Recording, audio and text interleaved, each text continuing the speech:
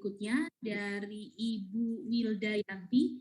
Beliau adalah Komite Waste Management Sekolah Sampah Nusantara atau kita kenal sebagai Ratu Sampah, sekaligus sebagai CEO Sapier Global Synergy yang kemarin juga mendapatkan apresiasi sebagai bank sampah terbaik dari KLHK. Selamat Ibu ya. Dan materi yang dibawa pada hari ini adalah pemberdayaan masyarakat melalui tata kelola sampah melahirkan wirausaha nasional. Waktunya mungkin 20 menit Ibu, mohon boleh lebih, boleh kurang. Ya, demikian. Terima kasih Bu Wilda, silahkan. Terima kasih Ibu Helda. Assalamualaikum warahmatullahi wabarakatuh. Yang saya hormati Kakak Fajrul Rahman dari perwakilan Kepresidenan Republik Indonesia beserta tim. Yang saya hormati Ibu Dirjen Kakak Vivin Rosa Ratnawati sebagai Dirjen Pengelolaan Sampah Limbah dan B3, Kakak Nofrizal Tahar. Ini tim yang selalu membimbing kami di lingkungan terkait pengelolaan sampah, yang mengarahkan kami dan alhamdulillah dengan harmonisasi yang ada di PSLB 3 sehingga membantu kami mudah untuk bergerak di lingkungan. Kemudian yang saya hormati Kakak Kuarnas Pramuka Republik Indonesia, yang saya hormati Kepala Sekolah Sampah Nusantara KIPAM, yang saya hormati Kakak Sarwono Kusuma Atmaja sebagai guru bangsa kita, yang di sini juga saya lihat ada Kak Asrul Husain yang teman seperjuangan saya, juga guru bagi saya di gerakan di lingkungan. Assalamualaikum warahmatullahi wabarakatuh, salam sejahtera, Om Swastiastu. Terima kasih. Hari ini saya akan sharing terkait pengelolaan sampah.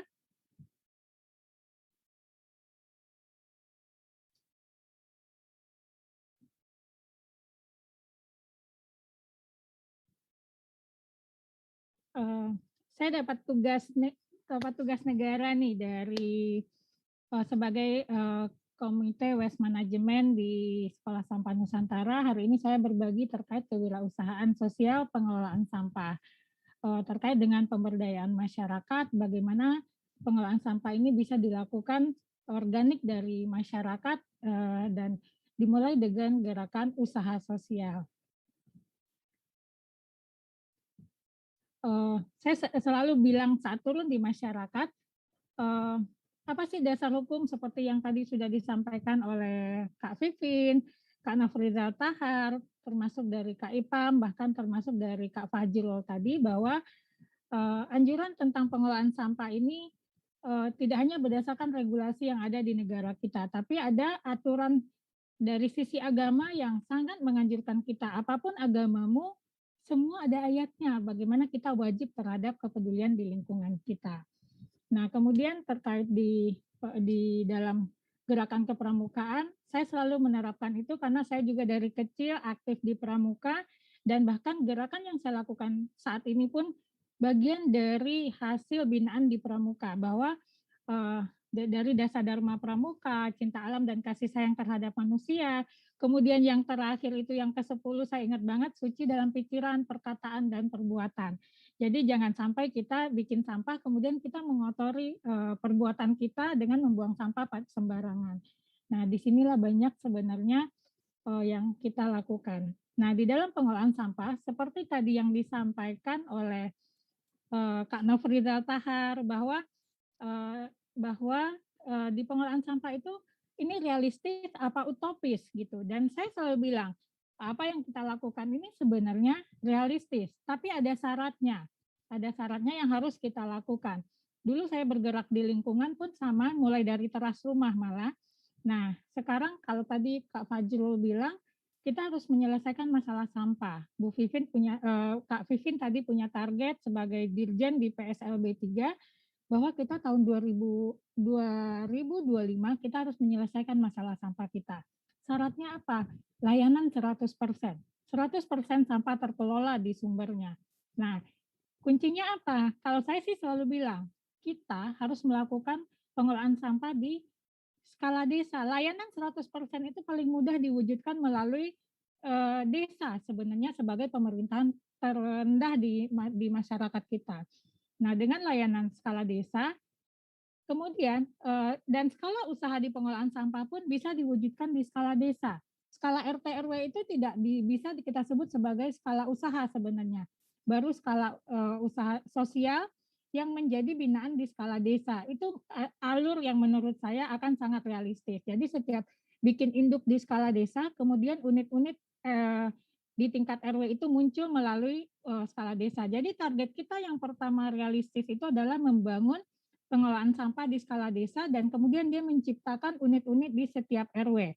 Jadi itu akan sangat realistis di 83.000 tadi yang disampaikan oleh Kak Nofrizal Tahar, itu akan cepat kita bisa lakukan secara tersistem, terstruktur dan dan masif, sehingga apapun yang kita lakukan ini benar-benar harus mengarah ke sana gitu. Jadi supaya tidak menjadi sebuah utopis gitu. Nah, itu yang sebenarnya terjadi.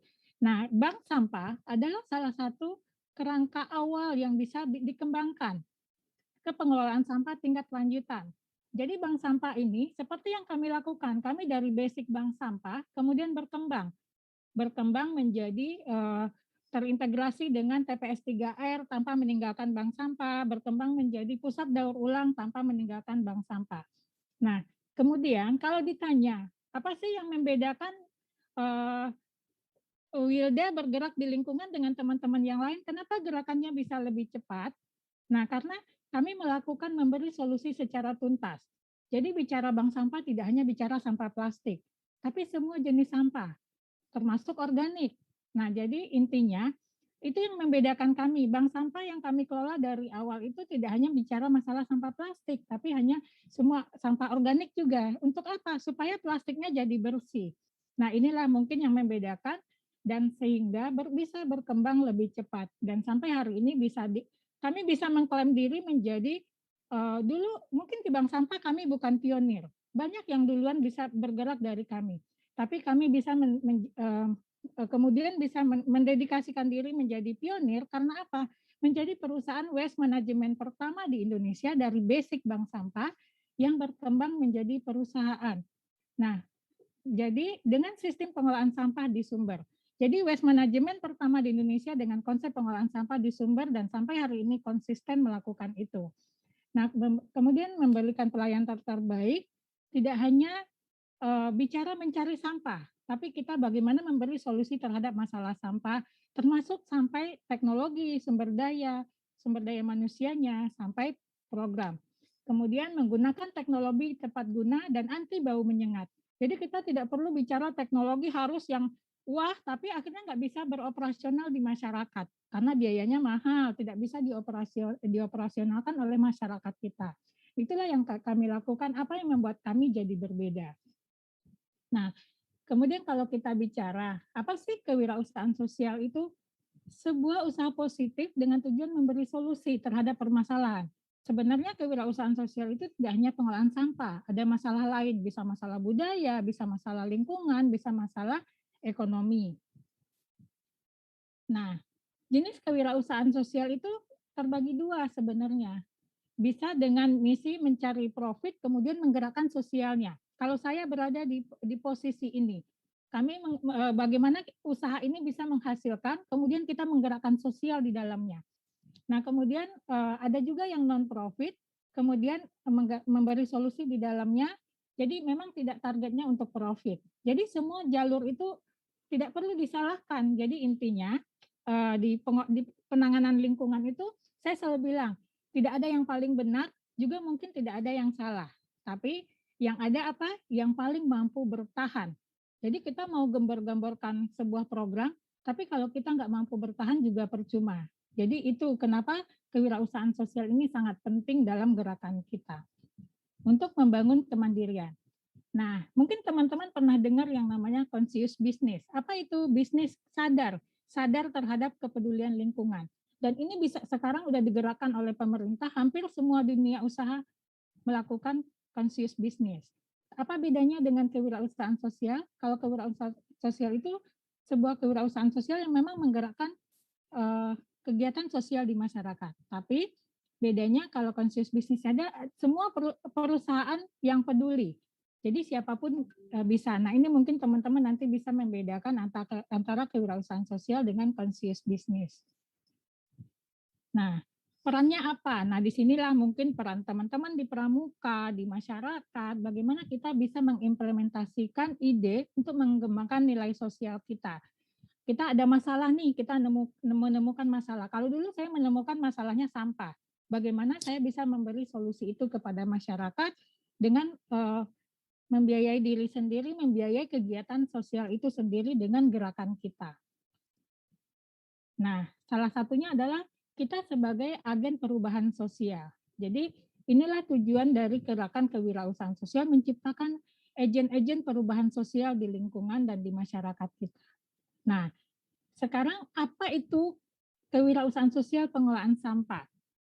Kalau pengelolaan sampah itu sendiri apa? Adalah sistem terintegrasi di dalamnya mencakup edukasi, manajemen, teknologi, dan sumber daya manusia. Jadi kalau kita bicara solusi sampah, kita harus berbicara secara komprehensif, terintegrasi. Jadi tidak bicara parsial, sampah plastik, sampah kertas, sampah logam, sampah kaca, tapi kita bicara secara terintegrasi.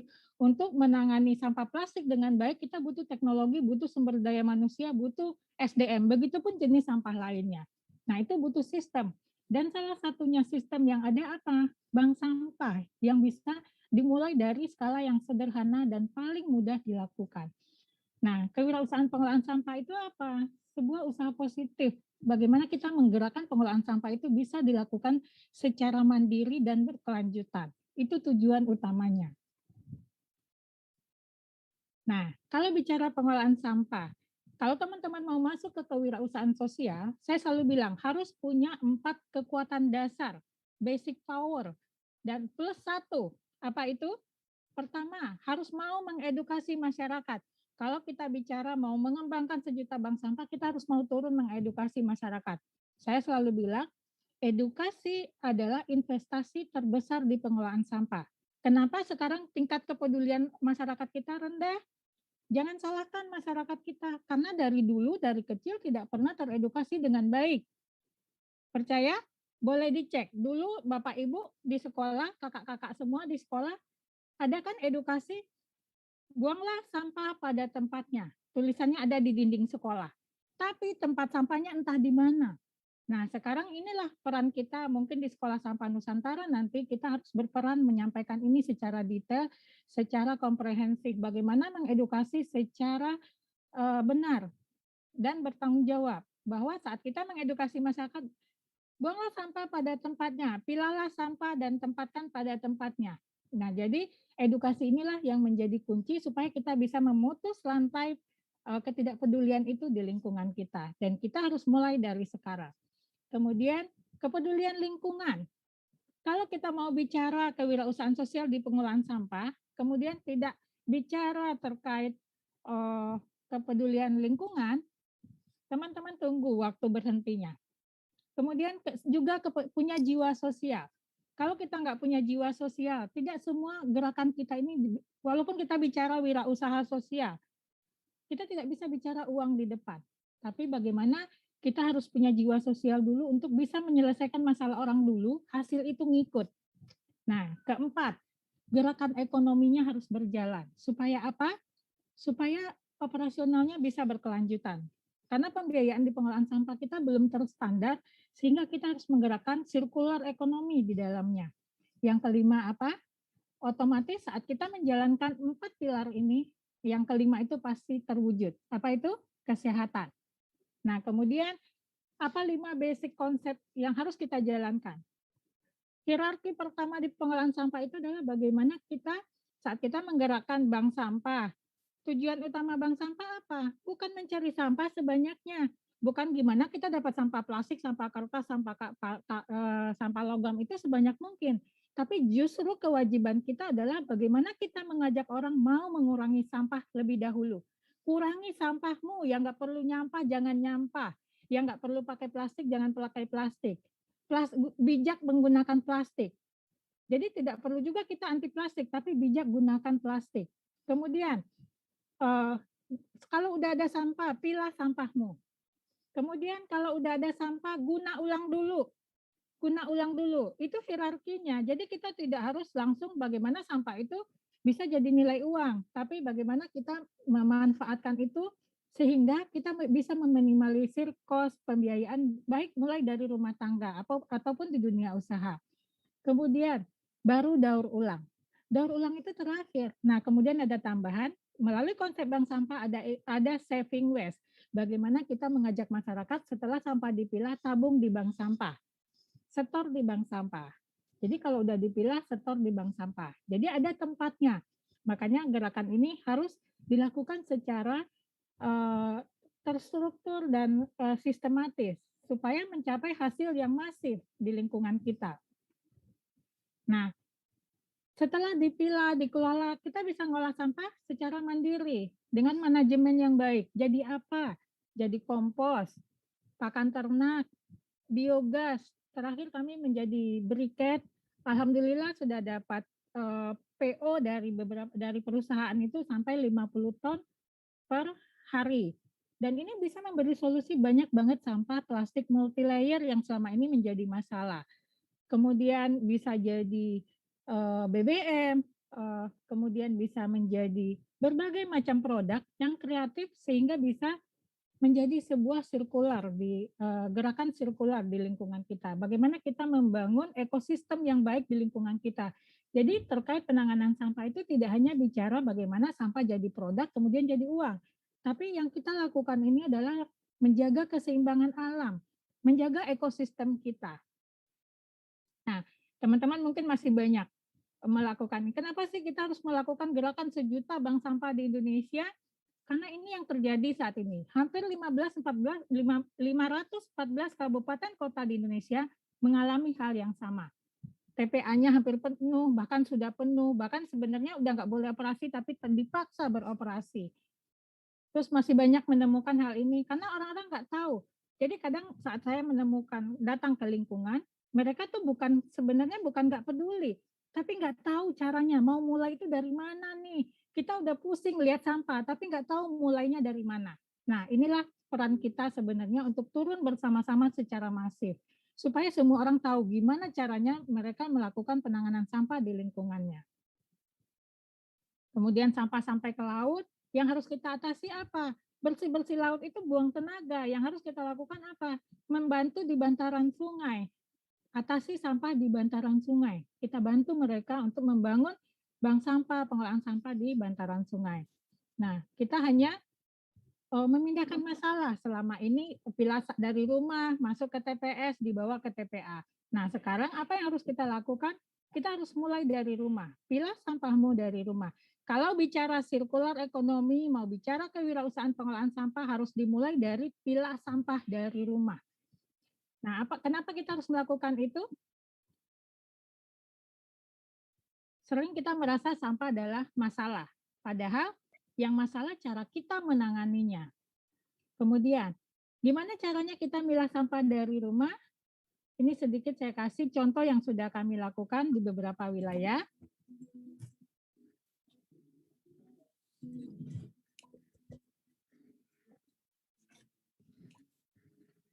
Nah, sampah itu dipilah, kalau saya bilang, pilah sampah jadi 5, bukan lagi jadi 2, jadi 3.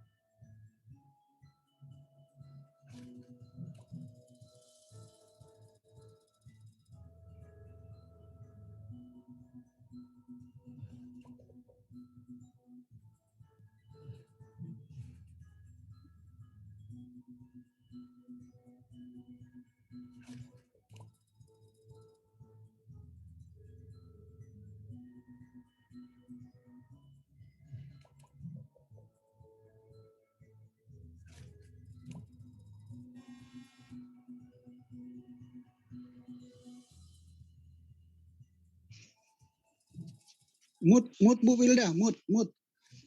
Oke.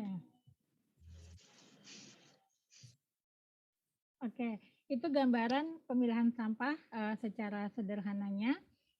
Kemudian dan sederhana lagi nih saya gambarkan secara sederhana tahap awal pemilahan sampah. Pertama sisa makanan yang biasa kita sebut tidak mudah terurai atau biasa disebut organik.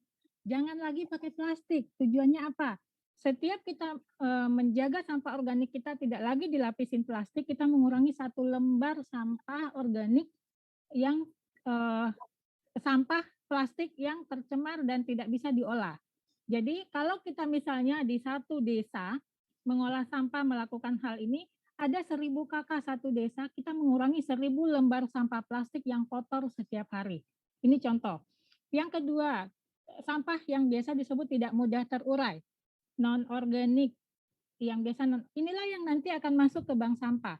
Setelah dipilah yang kedua ini, saat disetor ke bank sampah dipilah lagi secara detail.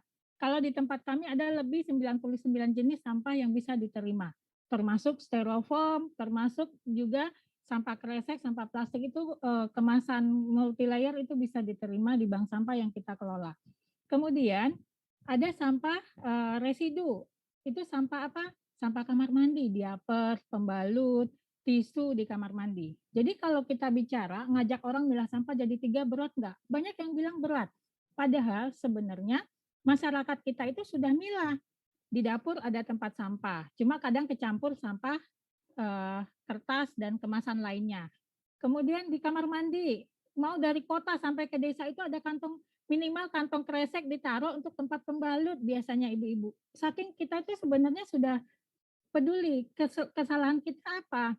Kesalahan kita saat mau buang sampah ambil di dapur, ambil di kamar mandi, digabung lagi baru taruh di luar.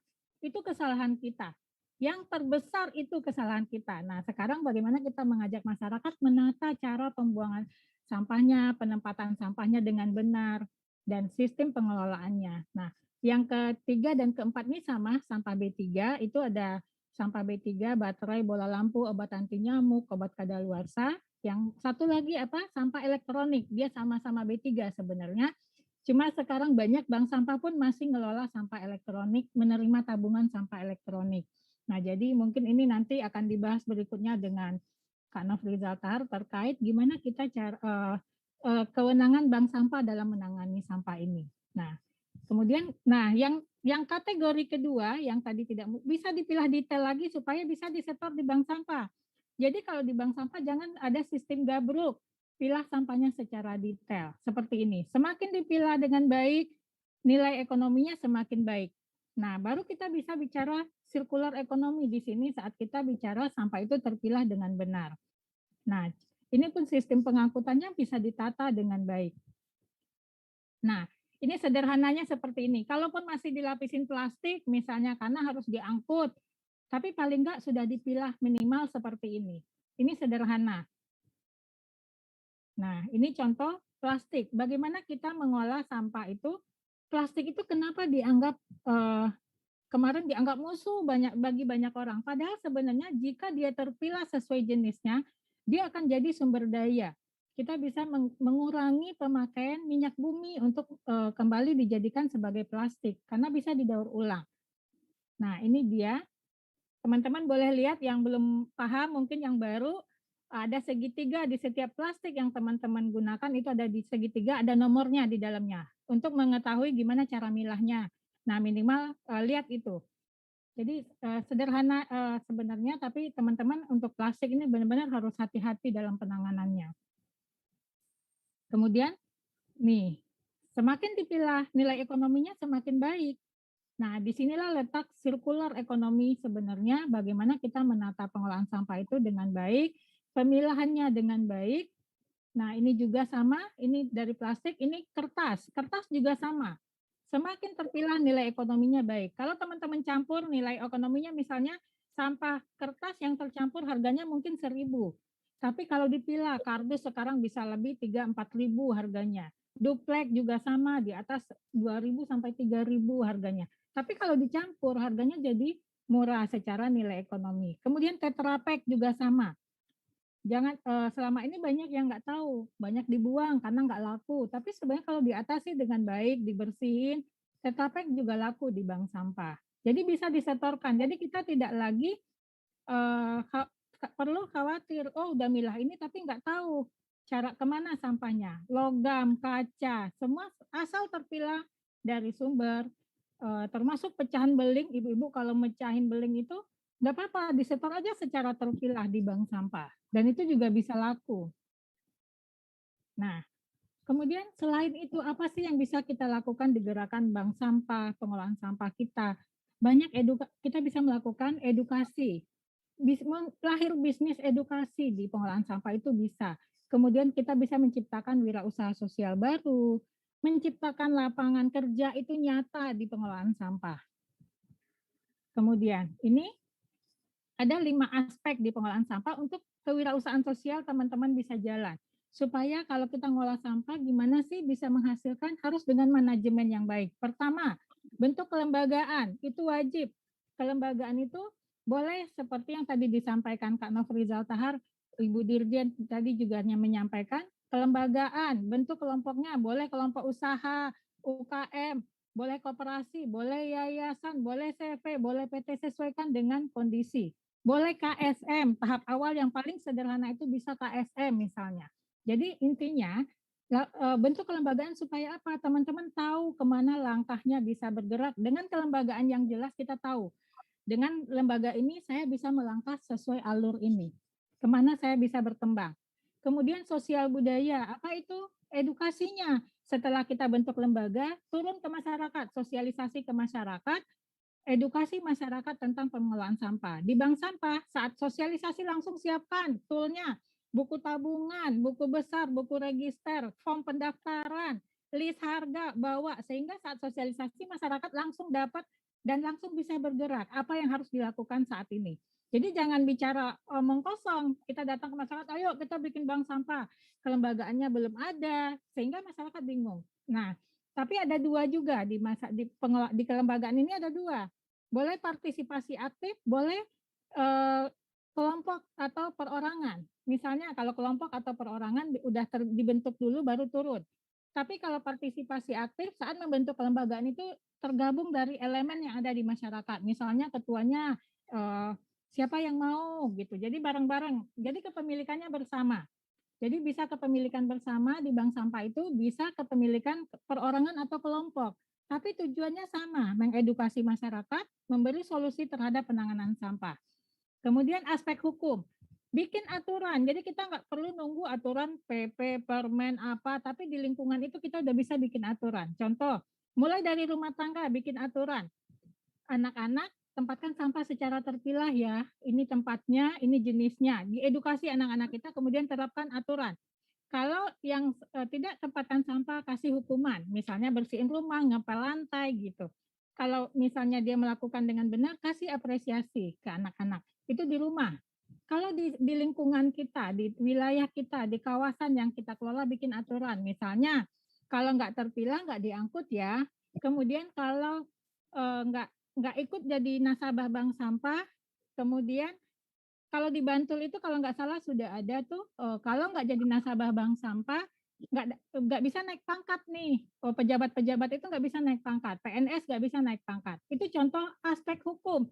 Jadi lakukan dari paling sederhana. Di RT RW juga bisa, di RW kalau nggak jadi nasabah bank sampah, nggak dikasih rekomendasi nikah, nggak dikasih rekomendasi KTP, nah lo gitu, nggak nikah kalau nggak jadi nasabah bank sampah. Nah, akhirnya kan mereka mau. Jadi bikin kesepakatan di masyarakat. Itu aspek hukum. Kemudian pendanaan. Bikin perencanaan.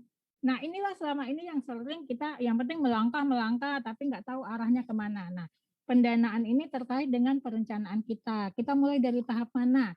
Saya selalu bilang, bikin bank sampah dari modal 50.000 bisa, dari 100.000 bisa, 1 juta bisa, mau berkembang 10 juta, 100 juta, 1 miliar, semua bisa dikembangkan. Tapi intinya kuncinya cuma satu, perencanaan itu tetap harus ada walaupun kita nggak megang uang. Jadi intinya kita ada perencanaan, nanti tahu kalau kita ada perencanaan nanti kita mulainya dari mana supaya bisa mendapatkan target-target itu modalnya nanti dari mana. Nah, tapi paling enggak 50 beli timbangan yang murah itu juga udah bisa jalan. Intinya kuncinya cuma satu, mau, tapi tetap bergerak dengan rencana yang baik. Nah, kemudian aspek pendanaan ini menentukan teknologi. Kedepannya kalau berkembang, kita mau pakai teknologi apa. Nah, kesalahan kita di pengolahan sampah, saat mau ngolah sampah, mau turun nih pengolahan sampah yang dicari apa pertama? Teknologi, mana mesinnya, minta mesin caca plastik, minta ini. Orang belum tentu bisa nyaca plastik, orang skala kecil dicaca plastiknya ya nggak masuk gitu. Nah, intinya sesuaikan dengan perencanaan kita mau layanin berapa kakak. Nah, nanti di sana ketahuan teknologinya apa, masih udah perlu atau belum. Nah, untuk skala desa itu udah perlu, tapi untuk skala RW nggak perlu menurut saya. Jadi kadang kita sesuaikan perencanaan itu teknologinya. Kemudian baru aspek pemasaran. Pastikan apa yang kita lakukan itu layak pakai, layak jual, dan bermanfaat untuk lingkungan kita. Nah, jadi jangan sampai bikin produk teknologinya ternyata kita beli teknologi tapi nggak tahu cara jualnya kemana. Banyak yang beli caca plastik tapi nggak tahu jualnya mau kemana. Bikin caca, akhirnya dicampur lagi, dibuang lagi ke lingkungan. Banyak juga yang melakukan itu karena nggak tahu mau jualnya kemana. Nah, ini yang harus kita pastikan dulu alur ini. Nah, ini di circular economy yang perlu kita lakukan. Nah, kemudian di pengolahan sampah, ini yang sering banyak ditinggal. Kita sering belajar teknis, milah sampah itu hampir semua orang khatam. Kemudian cara bikin kompos itu hampir semua orang khatam. Tapi jiwa kewirausahaan sosialnya nggak pernah dibangun. Akhirnya bikin kompos tapi nggak tahu mau jual kemana. Kemudian manajemen juga sama. Manajemen kadang masih banyak kita berkendala di manajemen di penanganan sampah. Nah, ini yang harus kita lakukan pembinaan melalui Sekolah Sampah Nusantara. Kita harus melakukan ini ke masyarakat kita. Nah, bagaimana sih sampah? Apakah nyata? Bagaimana sampah itu menjadi sirkular di ekonomi kita? Kita sudah mengolah sampah menjadi berbagai macam produk. Nah, teman-teman boleh lihat bagaimana sampah sayur jadi sayur lagi. Disinilah kita bisa membantu menjaga keseimbangan ekosistem melalui pengolahan sampah. Gimana sampah ikan bisa jadi ikan lagi? Jadi pakan ternak, kemudian menjadi produk-produk, dan kemudian dikemas dengan baik. Jadi sampah jangan kelihatan seperti sampah. Seperti saya misalnya ngolah sampah nggak mesti jualnya sampah, tapi bisa jualan sayur, supplier buah. Jadi kita bisa membangun sirkular itu di lingkungan. Jadi jangan pernah mentok, nggak ada yang mau beli kompos, ya udah kita tanam sayur. Kita bina petani nanam sayur, terus dijualin gitu. Jadi organik. Nah, jadi kita harus kreatif memang dalam gerakan kewirausahaan sosial di pengolahan sampah. Nah, ini waste to ya. Mohon maaf ya. Oh ya, tinggal dikit lagi, Bu. Oke. Kemudian waste to energi. Banyak yang bisa kita lakukan sebenarnya di waste to energi. Kita selalu mengejar bagaimana sampah jadi listrik, tapi kemudian PLN aja nggak mau beli dengan harga yang standar misalnya. Nah, kita bisa bisa bikin gas dan bisa diisi ulang gitu. Nah, sehingga bermanfaat bagi masyarakat. Nah, ini dorongan ini perlu dibantu oleh KLHK, oleh mungkin nanti dari teman-teman Sekolah Sampah Nusantara supaya tabungnya bisa dilegalkan oleh ESDM. Sekarang kita sulit nih, karena nggak disetujui karena ini akan lahir gas murah di masyarakat. Mungkin sekarang 20.000, besok bisa karena sampahnya ada sumber daya nggak terbatas, gasnya bisa dijual lebih murah. Ini contoh-contoh. Kemudian sampah buah bisa jadi bioetanol, sampah minyak jelantah jadi biodiesel, sampah plastik bisa jadi BBM. Itu nyata bisa kita lakukan secara bersama-sama sebenarnya. Tapi kita memang harus melangkah ke arah yang benar-benar termanage dengan baik, tertata dengan baik, dan tersistem yang pastinya. Nah, ini dulu saya bermasalah dengan sampah residu, kemudian mencoba mendesain gimana caranya sampah plastik dan sampah residu itu teratasi secara bersamaan menjadi BBM melalui pirolisis sistem. Kemudian ini inovasi produk. Nah, ini teman-teman boleh lihat. Ini adalah Naturexa Naturexa Organic Liquid Fertilizer.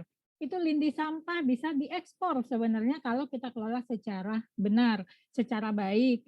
Nah, jadi kalau orang-orang bangga impor sampah, kita cukup bangga bisa ekspor lindi sampah ke luar negeri gitu. Jadi banyak yang bisa kita lakukan dalam pengolahan sampah. Nah, ini contoh pupuk organik. Jadi kita bisa melakukan inovasi-inovasi di pengolahan sampah. Ini salah beberapa pengolahan sampah yang kami lakukan, dan yang pasti penciptaan lapangan kerja itu nyata di pengolahan sampah, dan ini kami bisa buktikan. Satu titik kita ada tenaga kerja mulai dari 2 orang sampai dengan ratusan orang satu titiknya. Jadi itu bisa dimanage secara mandiri, secara kemandirian.